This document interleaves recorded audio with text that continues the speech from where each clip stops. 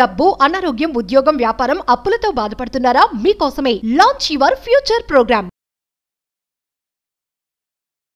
Hi hello నమస్తే, welcome back to Suman TV. ప్రస్తుతం మనతో పాటు ఉన్నారు realtor oxygen founder and CEO Nandi Rameshwar Rao గారు. సార్తో మాట్లాడదాం. నమస్తే సార్. నమస్కారం. చాలా మంది అనుకుంటారు సొంత ఇల్లు కొనుక్కోవాలని. సొంత ఇల్లు కళ అనేది ప్రతి ఒక్కరికి ఉంటుంది.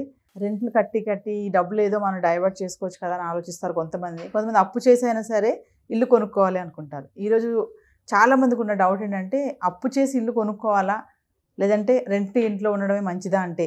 అది చాలా పెద్ద క్వశ్చన్, పెద్ద సమస్య. ఎందుకంటే ప్రతి మనిషి థింకింగ్ బట్టి మారిపోతుంది. జనరల్గా ఒక 1 or 2 మెథడ్స్ చూద్దాం. There are 3-4 methods how you evaluate, analysis ఎలా చేయాలనేది. జనరల్గా మీరు ₹1,00,00,000 పెట్టి ఒక ఫ్లాట్ కొనుక్కున్నారు మనకొండలోనో ఎక్కడో దగ్గర. ఎంత వస్తుంది రెంట్ మీ ప్రకారం? ₹1,00,00,000 పెడితే 20,000 జనరల్, 15-20,000 లొకేషన్ పెట్టి. సంవత్సరానికి ఎంత వస్తుంది? 2.4%. అంటే 2,50,000, 2,40,000 అంతే కదా. 2.4 lakhs అంటే 2.4%. రెసిడెన్షియల్ ఎప్పుడైనా 2 to 3% కంటే ఎక్కువ రాదు. అదే మీరు లోన్కి ఇల్లు కొనుక్కోవాలనుకోండి, మీ దగ్గర మనీ అవైలబిలిటీ ఎంత ఉంది?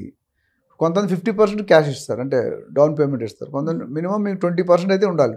25 1 crore బిలో అయితే 20%, 1 crore అబౌవ్ అయితే 25% మార్జిన్ మనీ అంటారు. అంటే మీ సొంత డబ్బులు ఉండాలి. అదే ఆయన ఇదే లేనప్పుడు అది ఎలా కడతామని క్వశ్చన్ చేస్తాడు బ్యాంక్. సో 20 to 25% మీ దగ్గర ఉండాలి, 75 to 80% వాళ్ళు ఇస్తారు. అయితే స్టార్టింగ్ స్టేజ్లో నా ఎక్స్పీరియన్స్ ప్రకారం చెప్తాను, 20 నుండి 30-35 వరకు ఇల్లు కొనుక్కోకూడదు రెంట్. ఎందుకంటే మీరు స్టార్టింగ్ అంత సంపాదించవచ్చు. ఫ్రెషర్గా జాయిన్ అయ్యారనుకోండి, మీ శాలరీ 15,000, 30,000 ఉంటుంది. 10 సంవత్సరాలు ఎంత పెడుతుంది? మ్యాక్సిమం డబుల్ ట్రిపుల్ అవుతుంది. సో ఇనీషియల్గా ఫస్ట్ 10-15 years ఎవరైనా సేవ్ చేసుకోవాలి మనీ. అది ఇంపార్టెంట్. ఎందుకంటే బర్డెన్ ఎక్కువ పెట్టుకోకూడదు. దీనికి చాలా రూల్స్ ఉన్నాయి. ఒక ఎగ్జాంపుల్, ఒక రూల్ ఏంటంటే 5, 20, 30, 50. అర్థం ఏంటంటే ఈ నెంబర్స్కి చాలా ఇది ఉందన్నమాట. అంటే 5% ఏంటి, 20 ఏంటి అనేది. సో 20 అనేది ఏంటంటే, అంటే మీ శాలరీ, మీ లోన్ అమౌంట్ ఎంత ఉండాలంటే, సపోజ్ మీరు 5 times of your annual salary. Suppose మీరు యాన్యువల్ శాలరీ 10 లక్షలు, 80,000, 90,000 అనుకుంటే 10 లక్షలకి 5 times అంటే 50 lakhs. అంతకంటే లోన్ వెళ్ళకూడదు. 5% ఆఫ్ ద యాన్యువల్ అంటే టోటల్ మీ శాలరీలో, యాన్యువల్ శాలరీలో 5%. 5 times 5% కన్నా 5 times కంటే ఎక్కువ వెళ్ళకూడదు. రెండోది 20 years, 5-20 అన్నాను కదా, 20 అంటే 20 years లోన్, అంతకంటే ఎక్కువ పెట్టుకోకూడదు. 20 years ఈజ్ ఐడియల్. 30 అనేది ఏంటంటే మీరు కట్టే ఈఎంఐ, నెలకి కట్టే ఈఎంఐ మీ శాలరీలో 30, మీ టేక్ హోమ్ శాలరీలో 30% కంటే ఎక్కువ ఉండకూడదు. 50 ఏంటంటే ఆల్రెడీ మీకు కార్ లోనో ఇంకేదో ఈఎంఐ ఉండి అప్పుడు ఇల్లు లోన్ తీసుకుంటే అప్పుడు 50% ఆఫ్ శాలరీ దాటకూడదు. ఇది ఒక స్టాండర్డ్ ఫైనాన్షియల్ ప్లానింగ్ ఒక రూలు. ఇదే కరెక్ట్, ఇది ఒక రూలు. ఇలా చాలా ఒక్కొక్కరు ఒక్కోలా ఆలోచిస్తారు. సో కొనుక్కోవాలంటే మీకున్న పరిస్థితి బట్టి చూసుకోవాలి. మీకు సపోజ్ మీ ఉద్యోగ పరిస్థితి కూడా మారుతుంటుంది. ఎట్లా అంటే, ఇవాళ మీరు హైదరాబాద్ ఉన్నారు, సాఫ్ట్వేర్ ఉంటే బెంగళూరులో ఉంటాడు, అవతల ఢిల్లీలో ఉంటాడు, అవతల అమెరికాకి వెళ్తాడు. వాడు ఇల్లు కొనుక్కుంటే బుక్ అయిపోతాడు అక్కడ. గవర్నమెంట్ జాబ్స్ కొన్ని స్టేబుల్ ఉంటాయి. గవర్నమెంట్ కూడా ఇప్పుడు IAS కంటిన్యూ మారుస్తుంటారు. That is another parameter. అంటే మీరు కంటిన్యూ 2-3 సంవత్సరాలు మారుతూ ఉంటే రెంట్కు ఉండడమే బెటర్. ఎందుకంటే రెంట్కుంటే ఏమవుతుందంటే, ఈవెన్ మీరు ఒకటే సిటీలో ఉన్న మీ పోలీస్ డిపార్ట్మెంట్ లోకల్ ట్రాన్స్ఫర్స్ ఉంటాయి, స్టేట్ గవర్నమెంట్లోనూ, లేకపోతే హైదరాబాద్లో కూడా. మా బ్రదర్ పోలీస్ డిపార్ట్మెంట్లో చేశారు ఇన్స్పెక్టర్గా. ఆయన 35-37 years సర్వీస్లో 10 పోలీస్ స్టేషన్ మార్చాడు. ఇల్లు ఒక దగ్గర కొనుక్కున్నాడు. ఇప్పుడు ఇక్కడ నుండి ఓల్డ్ సిటీకి వెళ్ళండి ఎంత దూరం? గోపాలపురం ఉన్నప్పుడు మల్కాజ్గిరిలో కొన్నాడు, దగ్గర 3-4 kilometers. అదేవిధంగా కుషాయి కూడా వేస్తారు, అక్కడ 10-15 kilometers. ఒకసారి అక్కడెక్కడో మలక్పేట దాటేది వేశారు. సో అది లోకల్. అదే స్టేట్లు మారిస్తే, సిటీలు మారిస్తే. So it depends upon 2-3 parameters. Me earnings ఎంత ఉన్నాయి, మీ సేవింగ్స్ ఎంత ఉన్నాయి, అండ్ రెంటల్ ఇన్కమ్. కొన్ని నాట్లు ఏమవుతుందంటే బెంగళూరులో అడ్వాన్స్ ఎక్కువ, ముంబైలో 1 year అడ్వాన్స్, మన హైదరాబాద్ 2 నెలలు అంటే ఎక్కువ. కానీ అక్కడ బెంగళూరులో దిగుంటే ముంబై. సో అక్కడ ఉంటే పరిస్థితి డెసిషన్ వేరు, ఇక్కడ ఉంటే డెసిషన్ వేరు. సో మీరు కట్టేది మీరు ఎప్పుడు ఇవాల్యుయేట్ చేసుకోవాలి. మీరు కట్టే రెంట్ ఎంత ఉంది. సో జనరల్గా 1%, 1.5% తక్కువలో ఉంటే రెంట్కి తీసుకోవడం బెటర్, లేదంటే కొనుక్కోవడం బెటర్ ఎక్కువ అయితే. సో ఆ ఈక్వేషన్ అనేది మనం ఇండివిజువల్ కెపాసిటీ బట్టి, వాళ్ళ కోరిక బట్టి, వాళ్ళ ఏరియా బట్టి, వాళ్ళ రిక్వైర్మెంట్ బట్టి మనం రియల్ ట్రాన్సాక్షన్ ఇన్వెస్ట్మెంట్ అడ్వైజ్ అదే చేస్తాం. సో కొనుక్కోవడం కరెక్టే కొంతవరకు, ఇప్పుడు స్టార్టింగ్ 22 years కొనమని చెప్పను నేను. It's always better you be in rent. ఎందుకంటే మీరు 22-30 ఎంత సంపాదిస్తారు? లెటెస్ట్ టేక్ 50,000 యావరేజ్ శాలరీ, ఎంత సేవ్ చేస్తారు? సంవత్సరానికి 6 లక్షలు, యూ సేవ్ 30%, సో 1.5. సో 10-15 సంవత్సరాలు అయితే మీ చేతిలో మార్జిన్ మనం ఇప్పుడు మీరు సపోజ్ ₹1,00,00,000 కొనుక్కోవాలనుకుంటారు, ఒక 25 lakhs 10-15 years కష్టపడాలి కదా. మొదట్లో కొంచెం లోన్ అంతా దానికి మీ సంపాదించిన దానికి మరి మీరేం తింటారు, మీ అమ్మ నాన్నకి వేస్తారు, మీ భార్య పిల్లలకి వేస్తారు. So that is a big question. So మీరు కొనుక్కోవచ్చు, రెంట్ ఉండొచ్చు. ఈఎంఐ ఎంతగా పడుతుంది, ఎన్ని సంవత్సరాలు పడుతుంది? ఇప్పుడు అదే 30 సంవత్సరాలు తీసుకుంటే కొనుక్కోవడం బెటర్, 10 సంవత్సరాలు అయితే రెంట్ ఉండడం బెటర్. సో పీరియడ్ ఆఫ్ టైంని బట్టి కూడా ఆధారపడి ఉంటుంది. రేట్ ఆఫ్ రిటర్న్, ఈల్డ్ అంటాం, రెంటల్ ఈల్డ్. మనం ఇప్పుడు మీరు ప్రాపర్టీ ఓనర్ ఏం చూసారంటే, నేను ₹1,00,00,000 పెట్టుకుంటే 20,000 రెంట్ వస్తుంది, 20,000లో ప్రాపర్టీ ట్యాక్స్ 2,000 పోతుంది, మిగిలిన నెట్ ఏమంటే 17,000 18,000. అంటే what is the return? 2%. It's not really worth. అలా రెంట్ తక్కువ ఉన్న దగ్గర మనం రెంట్కి ఉండాలి, ఆ సిటీ బట్టి రేట్లు బట్టి. ఒకవేళ రెంట్ ఎక్కువ ఉందంటే ఈఎంఐ కింద కన్వర్ట్ చేయడం. బట్ ఏజ్ ఫ్యాక్టర్ మాత్రం 30 ముందు చేయకూడదు. 35-40 is ideal time for buying the house.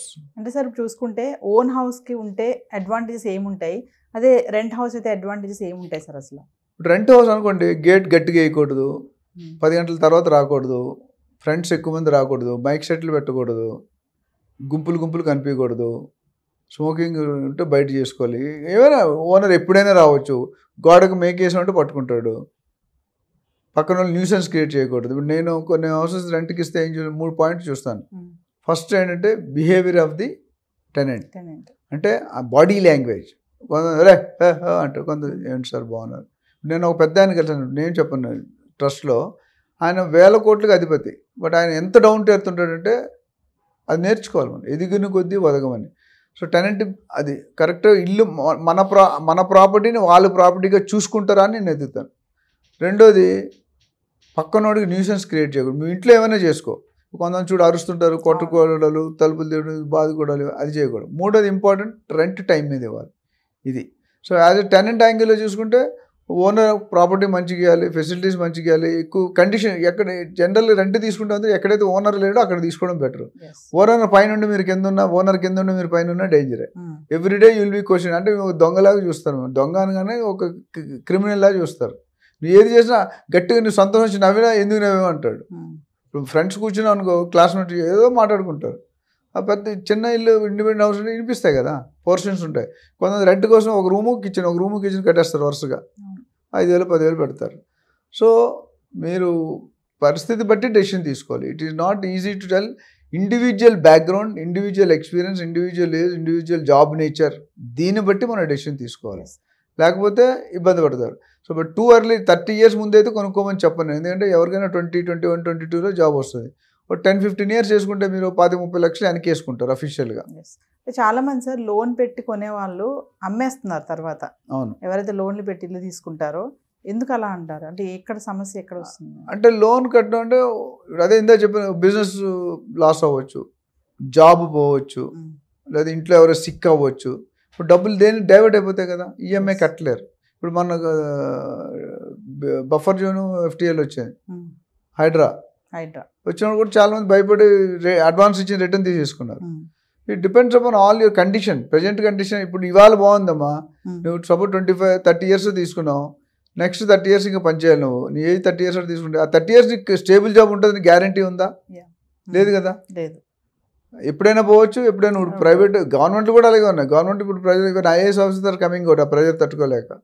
ఇంకోటి ఏంటంటే, ఇల్లు కొనుక్కుంటే మానవులకి, మనుషులకి ఇల్లు అనేది ఒక పెద్ద కళ, జీవితాశయం. అది ఇల్లు అనేది ట్రాన్స్ఫర్ ఆఫ్ ఓనర్షిప్ ఉంటుంది. అంటే నా ఇల్లు, నా ప్రాపర్టీ, నా సంతోషం వేరు. సో ఇవాళ మీరు 20-30 years కొనకపోతే తర్వాత కొనలేరు. ఎందుకంటే రాను ఖర్చులు ఎక్కువదే, భార్య వస్తుంది, పిల్లలు వస్తారు, చదువులు, పెళ్ళిళ్ళు, ఇవన్నీ ఉంటాయి. సో ఇల్లు అనేది 30-40 years కొనుక్కుంటే ఈజ్ ఐడియల్ ఈక్వేషన్. తర్వాత మీరు రిటైర్ అయినప్పటికి, ఎందుకంటే ఇల్లు ఉంటే చాలా బాధలు తగ్గుతాయి. ఇప్పుడు సపోజ్ మీరు తినడానికి లేకపోతే మీరు ఎవరు మంచినీళ్ళు తాగి బతికేస్తారు, పచ్చడన్నం తిని బతికేస్తారు. కానీ ఇల్లు లేకపోతే రోడ్డు మీద మీరు రెంట్ కట్టలేదు అనుకోండి, ఓనర్ బయట లాగుతాడు, తాళం వేస్తాడు. ఇప్పుడు హైదరాబాద్ అదే పరిస్థితి అయింది కదా. సడన్గా ఇవాళ గోపురం చేయండి, నెక్స్ట్ రోజు ఇరగొట్టారు. So these factors you have to take into consideration. Financial support బాగుంటేనే లోన్స్కి వెళ్ళాలి అంటారు సార్. లోన్ సూటబుల్ ఉంటుందా? ఉంటుంది. ఎందుకంటే మీకు కుషన్ ఉండాలి, మీరు ఈఎంఐ కట్టుకునే కెపాసిటీ ఉండాలి. ఎందుకంటే ఫినాన్షియల్ లోన్ కూడా కొంతవరకే పనిచేస్తుంది. అది ఇప్పుడు రెంట్కి తీసుకుంటే కూడా ఇంకో ప్రాబ్లం ఏముందంటే, మీరు ఎవ్రీ ఇయర్ రెంట్ పెరుగుతుంది. ఇవాళ రెంట్లా ఉండదు, ఎవ్రీ ఇయర్ 5-10% పెరుగుతుంది. అదేవిధంగా ప్రాపర్టీలో కూడా మీకు ప్రాపర్టీ అప్రిషియేట్ అవుతుంది. ఇండిపెండెంట్ హౌస్ అయితే ఎక్కువ అవుతుంది, ఫ్లాట్ అంటే కొద్ది తక్కువ అవుతుంది. ఫ్లాట్లో యూడిఎస్ రాదు. ఒక 10-12 సంవత్సరాల తర్వాత ఫ్లాట్ వాల్యూ డిప్రిషియేట్ అవుతుంది. కార్ అనుకోండి, ఇప్పుడు మీకు కార్ ఉంటే after 10 years car value, book value is 0.